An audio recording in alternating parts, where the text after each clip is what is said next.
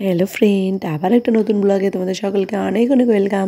আমি মাধবী চলে এসেছি আবার একটা নতুন ব্লগ নিয়ে। তো এটা হচ্ছে আমাদের স্কুলে কালচারাল প্রোগ্রামের একটা ব্লগ। এই যে আমার পাশে যাকে দেখছো এটা হচ্ছে ম্যাডাম। তো আমরা এই কয়েকজন মানে 4 জন আর কি নতুন ঢুকেছিলাম স্কুলে। স্কুলের নাম হচ্ছে তোমরা এর আগেও শুনেছো আনন্দমার্গ স্কুল। তো প্রোগ্রাম যেহেতু কালচারাল প্রোগ্রাম তো উদ্বোধন হচ্ছে।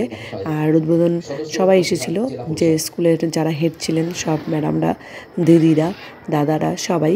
তো এখানে একটা বিষয় হচ্ছে যে আর কি পরিচালনা করছিল অনুষ্ঠানটা, মানে আমাদের, মানে আমি অবাক হয়ে গেছিলাম। আমারই স্কুলের টিচার, আমাদের খোলটা হাই স্কুলের টিচার, তো বিকাশ স্যার। তো দেখে আমি খুব খুশি হয়েছিলাম, অনেকদিন পরে দেখলাম।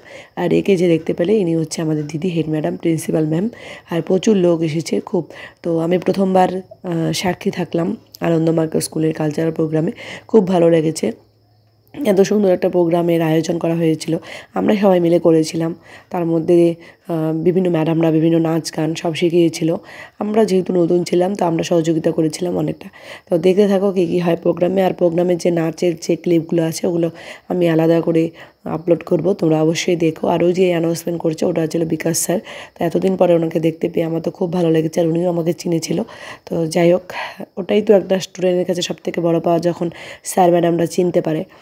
তো যাই হোক, আমিও অবাক হয়ে গেছিলাম এই স্কুলে কেন। তো যাই হোক, অ্যাঙ্কারিং করতে এসেছিলেন উনি, খুবই ভালো একজন মানুষ। তো আমাদের হিস্ট্রি টিচার ছিল আমি যখন স্কুলে পড়েছিলাম। তো বাদবাকিটা তোমরা দেখতে থাকো ব্লগের মধ্যে, পাশে থাকো, দেখতে থাকো।